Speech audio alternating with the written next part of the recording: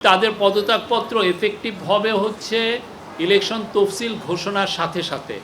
তথ্য সম্প্রচার উপদেষ্টা মোহাম্মদ মাহফুজ আলম এবং স্থানীয় সরকার, পল্লী উন্নয়ন, সমবায় মন্ত্রণালয় এবং যুব ক্রীড়া মন্ত্রণালয়ের উপদেষ্টা আসিফ মাহমুদ সজীব ভুইয়া আজ বিকেল 5টা নাগাদ প্রধান উপদেষ্টা প্রফেসর মোহাম্মদ ইউনূসের কাছে তাদের পদত্যাগপত্র জমা দিয়েছেন।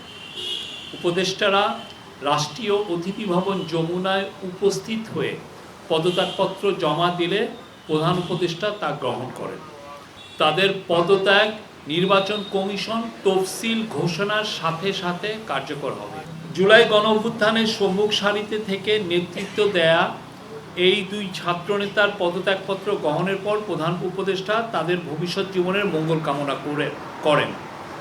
তিনি বলেন, আমি কোট অভ্যুত্থানের নেতৃত্ব দিয়ে তোমরা যেভাবে জাতিকে ফ্যাসিবাদী শাসন থেকে মুক্তির পথে অবদান রেখেছ তা জাতি মনে রাখবে।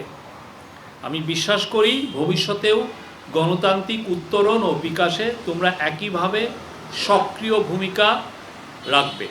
প্রধান উপদেষ্টা আরও বলেন, এটা আবার কোট, আজ একটি ঐতিহাসিক দিন। অন্তর্বর্তীকালীন সরকার সবসময় তোমাদের অবদান স্মরণ করবে। আমি তোমাদের সুন্দর ও শুভ ভবিষ্যৎ কামনা করি।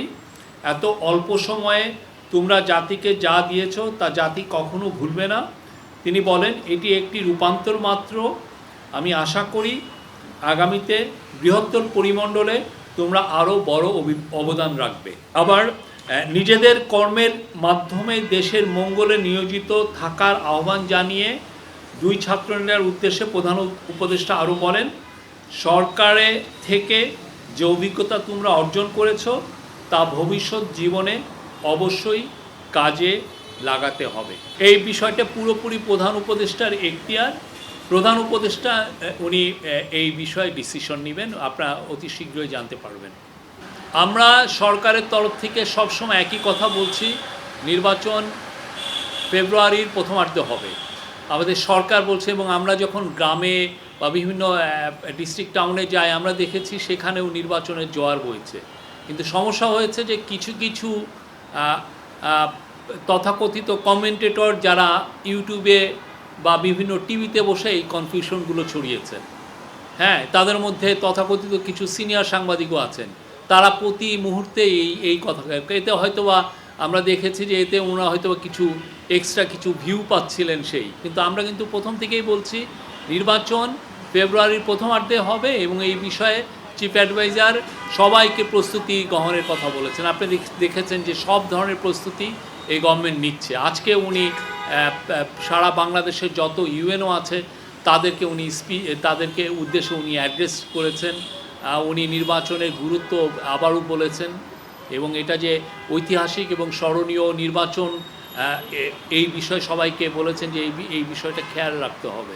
আমরা অলরেডি অনেক জায়গায় প্রচারণা দেখছি, মানুষের মধ্যে অনেক বেশি অ্যাওয়ারনেস, মানুষ জানতে পারছে আসলে হা না ভোটটা কী। এটা যে একটা প্যাকেজের মধ্যে আপনি যেটা প্যাকেজটাকে হা বলছেন আর যেটা আপনি যদি না এটাকে প্যাকেজটা যদি না নিচ্ছেন তাহলে না নিচ্ছেন, এটা আমরা আমি নিজে চায়ের টেবিলের আড্ডায় যে আমি গত শুক্রবার মাগুরায় গিয়েছিলাম দেখেছি এটা নিয়ে ডিসকাশন হতে। বাট আমাদের তরফ থেকে গভর্নমেন্টের কালচারাল মিনিস্ট্রি, তথ্য সম্প্রচার মিনিস্ট্রি এবং অন্যান্য গভর্নমেন্টের যত উইং আছে প্লাস ইলেকশন কমিশন, তারা এই বিষয়ে বিপুল উদ্যমে আমি বলবো যে তারা প্রচারণা চালাবেন। আমরা আশা করছি বাংলাদেশের প্রত্যন্ত অঞ্চলে যারা থাকেন তারা পর্যন্ত সবাই জানতে পারবেন এই গণভোটটা কীভাবে, কী কারণে করা হচ্ছে এবং কিভাবে এই হানা ভোটটা দিতে হবে।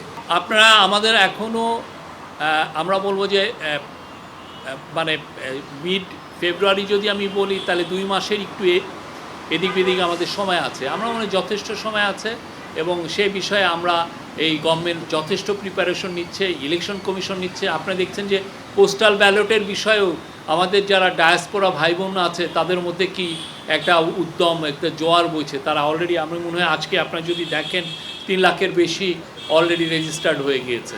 আমরা জানি না 25শে ডিসেম্বর তো হচ্ছে কাট অফ টাইম। আমরা আশা করছি আমাদের তো ডায়াসপোরা ভাই বোন অনেক, কেউ বলেন 1.5 কোটির মতো, কেউ বলেন 1,20,00,000। আমরা তো চাই সবাই পার্টিসিপেট করুন।